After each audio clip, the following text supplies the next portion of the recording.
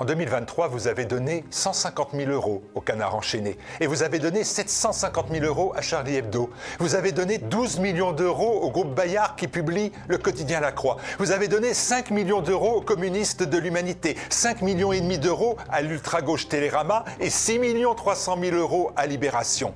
Avec l'argent de vos impôts, l'État et Macron savent se montrer grand prince et aider les amis. Avec votre argent, on maintient la presse de grand chemin en soins palliatifs. Alors, pour endiguer la propagande, le mensonge, la désinformation, ce fric de dingue, il n'y a qu'une seule solution, remplacer le vieux monde médiatique par une vraie presse alternative, par TVL. Notre aide, c'est vous et vous seul. Alors, n'attendez pas, faites un don à TV Liberté. Ensemble, remplaçons ce vieux monde médiatique, la liberté à tout prix.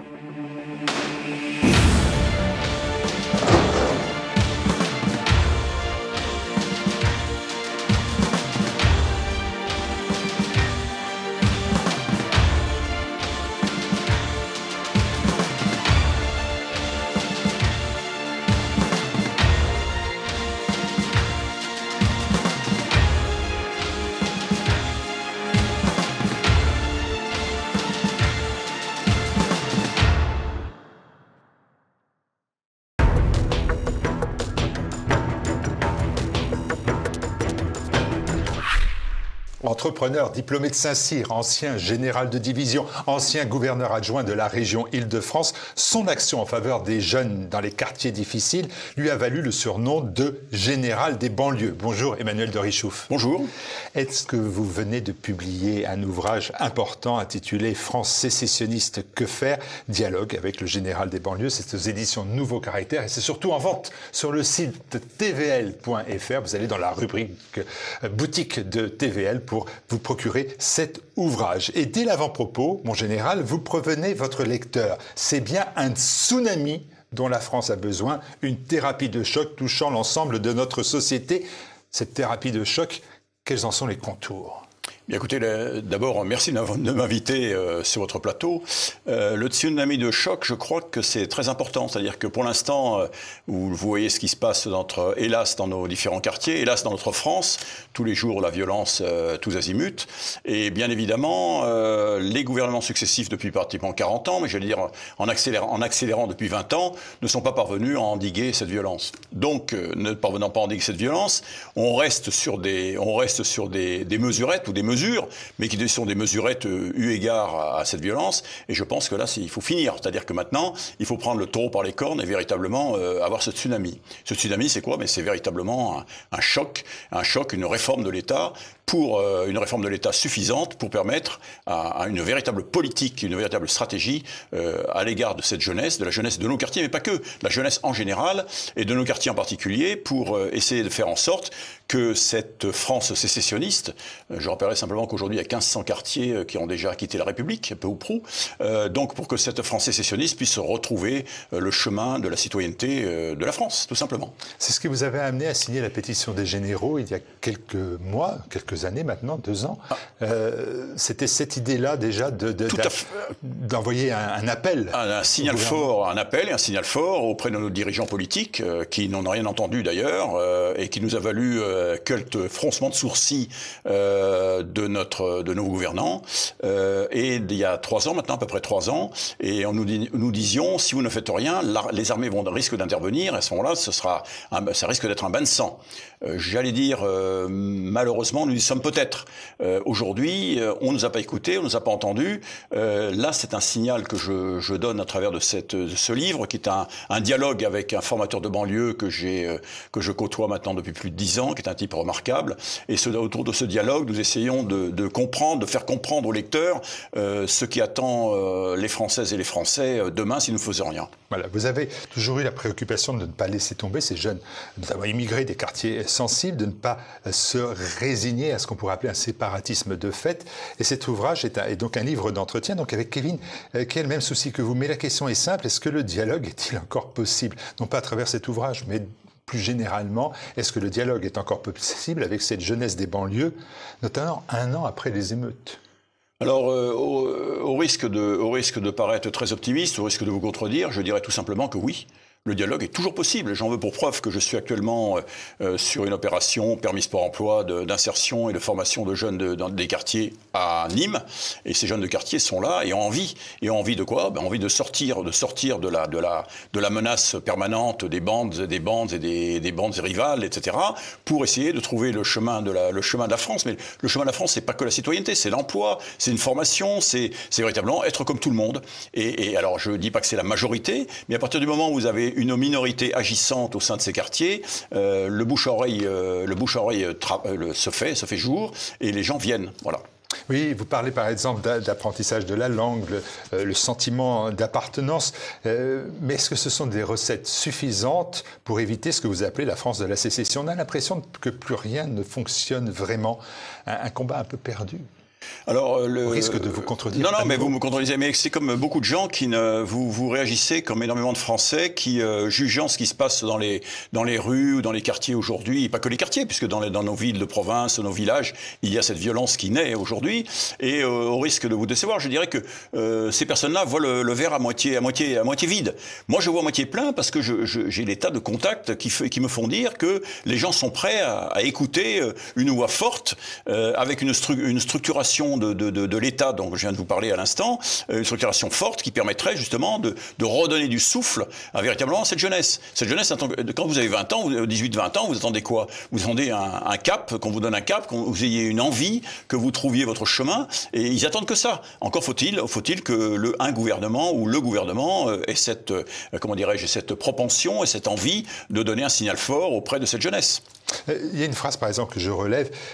Vous dites, leur sort, vous parlez de ces jeunes dans les banlieues, leur sort est peu enviable et le manque d'intérêt que nous leur portons est préjudiciable.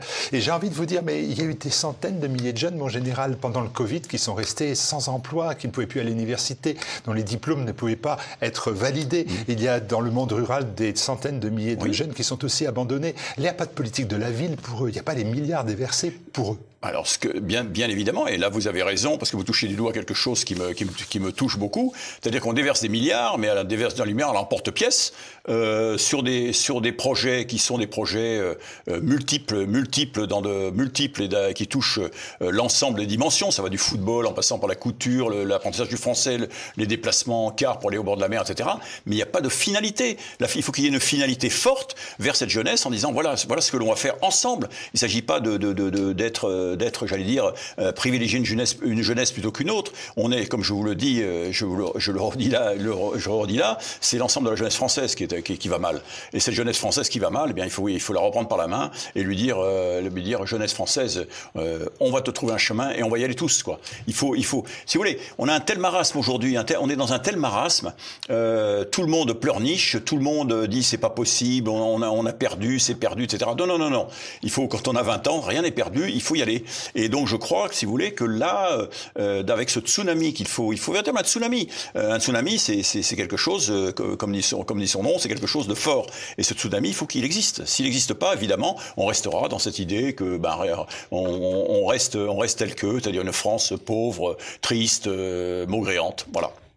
On va trouver un chemin. Emmanuel Macron avait conçu le SNU, le Service National Universel, pour renforcer, avait-il dit, la cohésion nationale. C'était ça l'idée aussi. Le SNU, dont le coût est estimé entre 3 milliards et 5 milliards d'euros par an, pourrait disparaître rapidement, le Parlement cherchant à en supprimer le financement. Est-ce que c'est une bonne ou une mauvaise nouvelle ? Alors pour moi c'est pas une bonne nouvelle pour la raison simple, c'est que à partir du moment où vous aviez un projet de regroupement d'une jeunesse de 15-17 ans, je rappelle, on n'est pas sur la jeunesse de 15-17 ans, j'étais encore au collège, 15-17 ans, pour évidemment faire quelque chose ensemble, ça me paraissait frapper au coin du bon sens. Ceci étant, il y a quand même dans cette jeunesse, j'ai regardé un petit peu les comptes rendus qui ont été faits sur les CNU successifs depuis 3-4 ans, il n'y a pas beaucoup de jeunes, j'allais dire, de quartier.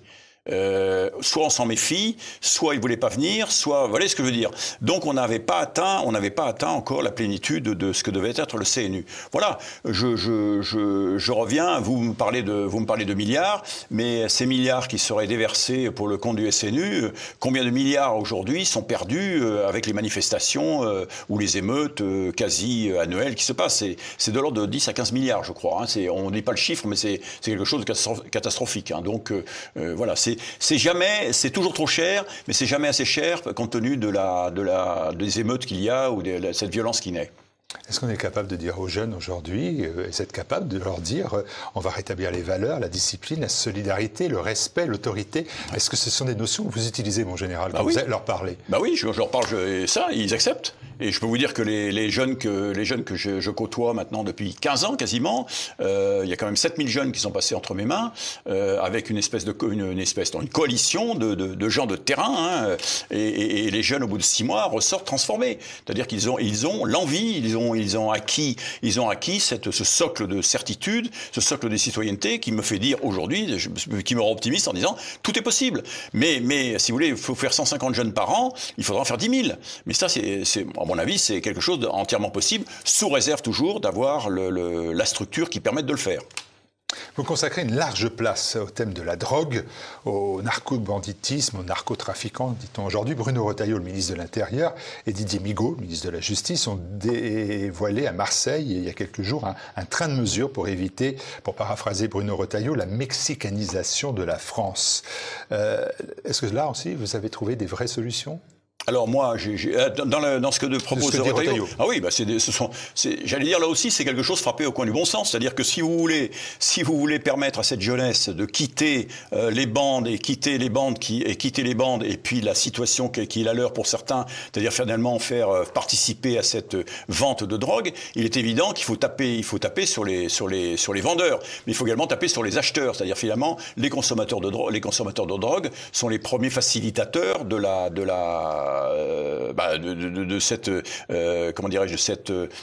drogue qui irrigue toute la société. Voilà. Donc je suis tout à fait d'accord. Mais est-ce qu'on ira jusqu'au bout? Alors l'autre réflexion que je me fais, c'est qu'ont fait les prédécesseurs de M. Retailleau. Nous ont-ils menti?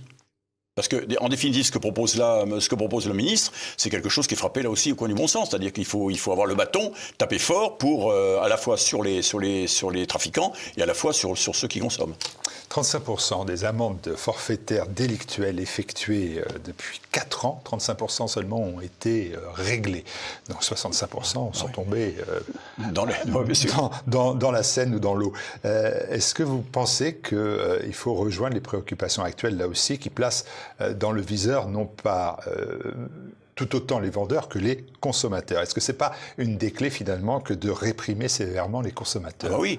Alors les consommateurs, je viens de vous le dire, hein, les consommateurs c'est quelque chose d'important. D'ailleurs dans ce livre, avec le dialogue que j'ai avec Kevin, il aborde cette question sur les consommateurs en disant les consommateurs, il a même fait la réflexion en disant c'est curieux qu'on sanctionne les jeunes dealers dans les quartiers et qu'on sanctionne pas les acheteurs haut placés, parce qu'il connaît les acheteurs haut placés. Et ça passe, si vous voulez, ça passe un peu sous silence. Donc il faut taper sur les gros bonnets. Et là, je pense qu'on est un petit peu gêné aux entournures.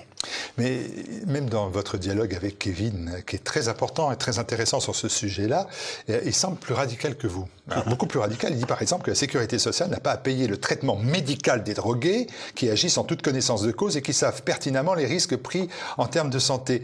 Et cette radicalité, elle a de quoi surprendre, et elle vous surprend au moins dans l'ouvrage. Bah oui, parce que si vous voulez, dans ce dialogue que nous avons eu, que nous avons construit, effectivement, c'est une réaction qui m'a interpellé ou qui m'a surpris, parce que je pensais pas que Kevin, qui était au cœur des quartiers, puisse avoir au cœur de quartier de tout temps, puisse avoir une réaction comme celle-là vis-à-vis de ses pairs, non pas de ses pairs, mais vis-à-vis de ces bandes qu'il fréquente ou qu'il a fréquenté. Et effectivement, c'était quelque chose de surprenant, mais connaissant j'allais dire ce personnage de Kevin, je suis pas surpris, parce que quand on s'est côtoyé, il est venu à ma rencontre à Montpellier, à Nîmes, etc. Je voyais bien qu'il y a quand même, il dit pour que les gens prennent leurs responsabilités, qu'ils aillent jusqu'au bout. Voilà, ça vaut pour la drogue, ça va pour le voilà. Donc là, le fait qu'il écrive ça, c'est pour vous montrer que c'est l'écriture est brute de fonderie. C'est quelque chose qui nous a interpellés. Ouais. Quand un député de la France Insoumise est arrêté en achetant de la drogue à un mineur dans le métro, qu'est-ce que devrait faire ce député? D'abord, démissionner. Ça c'est sûr. Ce qui prouve qu'on n'a pas beaucoup il y a certains hommes politiques dont ce député que je ne connais pas d'ailleurs. Ils n'ont pas beaucoup d'amour de soi, d'amour du prochain, d'amour de soi. On considère que tout est permis, quoi. Donc, comment voulez-vous, et ça a été dit dans ce livre, comment voulez-vous qu'on croit aux politiques, D'ailleurs, Kevin le dit lui-même, l'a dit plusieurs fois. Il a dit, on n'a aucune confiance, c'est-à-dire que les jeunes des quartiers et les autres, je pense, la jeunesse de France n'a plus vraiment, j'allais dire, comment dirais-je, confiance dans ces hommes politiques pour cela, parce qu'ils font tâche quand même sur l'ensemble. Ce sujet en entraîne encore un autre, plus large d'ailleurs, et que Carl Olive a récemment repris à son compte. Faut-il faire intervenir l'armée dans les banlieues ? Et la question revient régulièrement sur le tapis. Vous avez été général de division, vous connaissez les banlieues. Est-ce la solution, l'armée dans les banlieues ? Alors, vaste sujet. Oui, vaste sujet qui mérite là aussi comment dirais-je, une réflexion de fond, du moins que je vous parle sur le fond, que je vous en parle sur le fond, j'aurai pas le temps. Simplement, je dirais aux lecteurs qui seraient intéressés de prendre connaissance de mon ouvrage, parce que je crois que si vous faites intervenir de brutes de fonderie les armées comme ça demain pour établir l'ordre dans les quartiers, ça ne marchera pas. Ça ne marchera pas pour plusieurs. Oui, ça ne marchera pas parce que. Pourquoi ? C'est extrêmement simple. D'abord parce que les armées, je suis pas sûr que les armées aient comment dirais-je, on soit en nombre suffisant pour intervenir dans les quartiers qui nous échappent déjà. On a 1500 quartiers qui échappent à la République, ce qui est quand même énorme. Ça, c'est le premier point. Deuxième point, c'est pas parce que vous allez avoir la violence avec le coup de bâton que vous allez donner sur les bandes, etc., que vous allez réussir, comment dirais-je, à ce que la population qui vit aussi des bénéfices ou des subsides financiers de ces bandes accepte que les armées prennent le pas. Je pense que les armées ne pourront venir que si à la fois l'autre versant de la pièce, l'autre versant de la démarche, c'est-à-dire vous avez le bâton et vous avez la carotte. C'est-à-dire qu'il faut que la carotte, ce soit quelque chose d'important. C'est-à-dire qu'il faut que ce soit aussi important que les armées que vous allez mettre en place. Et cette carotte, c'est véritablement un contrat social nouveau.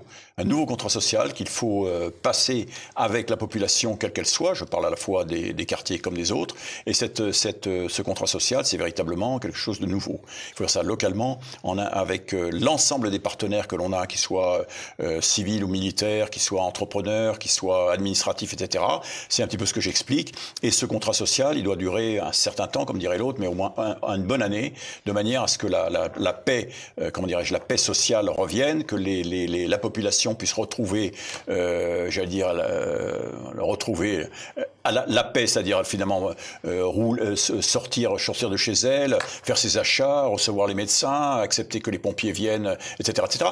Donc tout ça, ça nécessite que vous ayez les deux facettes d'une même pièce. Si vous avez que les armées, à mon avis, ça ne marchera pas, parce que vous allez vous mettre le gouvernement qui prendra cette affaire-là à cœur, se mettra à dos l'ensemble de la population. Voilà. Je crois. Est-ce qu'il n'est pas dans une situation de proposition un petit peu en forme d'amendement à propos de faire intervenir l'armée? On propose des unités spéciales de l'armée, toujours de la gendarmerie. Est-ce que ça aussi c'est une proposition qui retient votre intérêt ou pas? Ça peut toujours, c'est-à-dire que quand on dit les armées doivent venir, c'est-à-dire faire une expérimentation sur 4-5 quartiers ou 4-5 villes que j'ai déjà en tête, de toute façon, quand vous allez faire intervenir les armées, les problèmes des armées, c'est qu'il faut tenir le terrain. Si vous mettez par exemple les policiers ou les gendarmes, ils ne tiennent pas le terrain. Ils vont venir pour un coup rechercher des trafiquants, etc. Ils vont rester 24-48 heures, une petite semaine, tout au plus. Les armées, il faut qu'elles restent au moins un certain temps. Ça sera entre 1 mois et 4 mois, si vous voulez, sur place. Et vous allez voir qu'à ce moment-là, vous avez la paix qui sera établie. C'est-à-dire que les armées vont coiffer le dispositif et faire en sorte de restaurer une paix durable. Dans cette unité militaire, je vois très bien qu'on y mette des forces spéciales et autres. Ça fait partie de l'armée, vous voyez ce que je veux dire. C'est pas, voilà. Mais là-dedans, il faut que vous ayez à la fois le volet répressif avec comment dirais-je, avec la police, la gendarmerie, les impôts, etc., qui fassent véritablement un audit de la population pour qu'on sache évidemment qui sont les truands et les gens qu'il faut évidemment évincer du dispositif sur place, et puis avoir le côté social, évidemment, avec les missions locales, etc., etc. Tout ce petit monde qui s'occupe en ordre dispersé aujourd'hui des jeunes comme des moins jeunes, puisse établir avec les locaux, hein, les entreprises locales, etc., les entreprises locales, les associations locales qui connaissent les jeunes comme les moins jeunes, on puisse véritablement avoir cette facette-là. Voilà. C'est surprenant parce que je m'apprêtais à entendre un autre son de cloche. Je me disais, vous êtes intervenu dans les Balkans, à Sarajevo, de mémoire, en Afrique aussi, bien évidemment. Vous connaissez l'armée par cœur, vous avez fait, je crois, 36 années. 36 années, 36 années dans l'armée, c'est pas moi qui vais vous l'expliquer et vous donner des leçons. Et je me suis dit, et comme il avait signé cette pétition, il va me dire en premier lieu, l'armée, elle ne peut pas intervenir parce qu'elle n'en a pas les moyens. Ouais. Elle n'a plus les moyens. Vous n'avez pas évoqué cette notion-là. Si, vous considérez que l'armée française, elle peut tenir les banlieues? J'ai pas dit toutes les banlieues. J'ai pas dit toutes les banlieues. Je dis avant, si vous voulez. Je crois qu'il est important parce que je me heurte depuis maintenant 15 ans à un certain nombre de personnes qui me disent toujours on peut pas faire, on ne sait pas faire, on n'a pas les moyens, on n'a pas ceci, on n'a pas cela. Attendez, je dis de toute façon quand vous dites que vous n'avez pas les moyens, généralement c'est que vous ne voulez pas faire. Et je dis qu'au-delà de vous ne voulez pas faire, vous ne savez pas faire. C'est-à-dire que j'ai côtoyé des civils de tous azimuts, des hommes politiques, etc. Ils ne savent pas faire. C'est-à-dire qu'ils ne sauront pas faire parce qu'ils ne savent pas coordonner les affaires, ils ne savent pas parler aux gens, ils ne savent pas aller sur le terrain, ils ne savent pas regrouper les forces, ils ne savent pas, etc., etc. Donc, je me dis, laissez faire ceux qui savent et agissez sur 4 ou 5 quartiers difficiles. Tester le dispositif tel que je le soumets. Au bout de 6 mois, 1 an, on voit, parce que c'est sur 1 an, il faut quand même prendre une année. Au bout d'1 an, on voit, est-ce que ça réussit, est-ce que ça réussit, est-ce que les gens ont retrouvé du travail, est-ce que la population, c'est quand même 10% de la population qui est tenue en otage par les bandes, est-ce que cette population a retrouvé sa liberté d'aller et de venir dans les quartiers, les médecins, etc. Une fois que vous avez vu ça, on dit, c'est bien, on continue, parce que c'est un process qui va pas durer, récupérer 1500 quartiers au minimum, ça va pas se faire en 24 heures, donc vous comprenez bien. Donc il faut véritablement avoir une démarche sur le moyen et long terme. Voilà, sans décorrélant, on dit maintenant, les banlieues et l'armée. Reste l'armée, il y a 3 ans, et non pas 2 ans, mais effectivement il y a 3 ans, vous avez signé cette pétition sur l'état déplorable de l'armée française, son état matériel déplorable, pas humain, mais matériel. Est-ce que vous considérez que 3 ans plus tard, ça a évolué favorablement? Est-ce que, au moins sur cette question-là, touchant à l'armée française, je me prononcerai pas parce que je suis pas dans la structure aujourd'hui agissante, active, militaire. Je dirais simplement que j'ai cru comprendre que le président de la République avait mis, j'allais dire, son poids dans la balance pour que les armées puissent arriver à 2% du PIB pour développer pour son développement, quoi. Est-ce que pour autant il y a du carburant pour rouler, il y a des munitions pour tirer, etc., etc. Je suis pas en mesure de vous répondre. Alors je tourne la question différemment. Est-ce que vous considérez que le CEMA, le chef d'état-major des armées, est aujourd'hui à sa place? C'est le bon? Je pense qu'il n'y a pas de raison. Le CEMA, vous savez, le CEMA, c'est quand même un coordonnateur des différentes armées qui a la vision stratégique pour le pays. Il n'a pas échappé qu'il y en avait un qui était parti. Oui, je connais bien. En plus, je le connaissais bien. Oui. Alors, il est parti à l'époque où les budgets décroissaient de façon importante et là, pour le coup, il n'y avait pas, ça fait 7 ans, 8 ans, on n'avait pas les moyens d'une politique, de la politique telle que voulue par le chef de l'État. Donc à partir du moment où vous n'avez pas les moyens, il faut agir. Soit vous restez en place et on dit mais c'est quelqu'un qui est apolitique qui reste parce que la place est bonne, ou si vous partez, vous donnez un signal fort pour dire je suis pas d'accord. Et le CEMA actuel, c'est un politique alors? Je sais pas, non, là, pour l'instant, il se déforme. Je sais pas si c'est un peu de toute façon, comment vous dire, de toute façon, vous êtes toujours, quand vous êtes à une place en vue, comme l'est aujourd'hui, le chef d'état-major des armées, le chef d'état-major de l'armée de terre, etc., vous êtes forcément politique. La reconquête des quartiers par la force publique, c'est-à-dire les diplomates aussi, les militaires. Hein. La reconquête des quartiers par la force publique, c'est-à-dire le retour à la loi, achoppe sur le fait que le poids de l'immigration est un élément devenu essentiel, bien évidemment. Le remplacement de population dans certains quartiers, dans certaines villes, et peut-être demain dans certains départements, est acté. La partition évoquée par le président Hollande est donc bel et bien en route. Et ça, là aussi, est-ce que la course de vitesse est déjà une course contre la montre, déjà perdue là aussi? Alors, la course contre la montre serait perdue si on n'agit pas sur 3 leviers. Le premier, c'est l'arrêt de l'immigration. On n'arrêtera jamais totalement, mais l'arrêt de l'immigration et avoir une immigration choisie. Je crois qu'il y a des présidents qui avaient porté ça, l'immigration choisie. Puis voilà, bon. Donc, arrêt de l'immigration. Deuxièmement, avoir une justice qui réponde aux, comment dirais-je, aux demandes du peuple français pour la sévérité, quelque chose. Et puis la troisième chose, c'est le courage politique. Le courage et la volonté politique. Alors, des trois, je dirais que probablement le troisième, la volonté et le courage politique, c'est pas forcément quelque chose qui soit partagé et porté. Voilà. Alors quant au président Hollande, bon, je n'ai rien contre le président Hollande, mais voilà, l'ancien président de la République, mais il a quand même participé, qu'il veuille ou non, sa politique a quand même contribué à la situation à laquelle nous sommes aujourd'hui. On ne se quittera pas sans que vous m'ayez dit à un moment donné quel est votre plus beau souvenir de militaire. Ça, c'est pas dans le livre, c'est pas prévu du tout. Quel est votre plus beau souvenir d'opération extérieure, à l'intérieur, de quelque chose que vous avez fait? À quel moment de votre bureau des Invalides, peut-être? Écoutez, je pense qu'il y a deux choses, peut-être qui sont les plus marquantes pour moi. Ça a été le saut avec le deuxième rep sur Colvézi. Où il a fallu aller libérer les otages en mai 78, les otages belges qui étaient pris. Ça, c'est un souvenir personnel. Voilà, c'est un souvenir personnel. Et le deuxième, je pense que c'est ce que j'ai mené depuis 15 ans dans les banlieues, dans les quartiers, disons, parce que j'étais au contact de populations au pluriel qui attendaient beaucoup de la France. Et qui attendent toujours de la France. Et je crois que cette rencontre que j'ai eue, tant avec les familles qu'avec les jeunes, qu'avec les moins jeunes, qu'avec les autorités compétentes sur le terrain, le territoire, m'ont permis, je veux dire, de faire avancer, de faire partager mes convictions et de faire avancer cette solution que je préconise aujourd'hui. Emmanuel de Richouf, France sécessionniste, que faire? Je vous invite bien évidemment à lire cet ouvrage d'entretien avec beaucoup de propositions qui sont faites qu'on n'a pas eu le temps de voir ensemble et que vous découvrirez dans cet ouvrage que vous trouverez sur tvl.fr dans la boutique de TV Liberté. Mon général, monsieur, merci beaucoup. Merci beaucoup.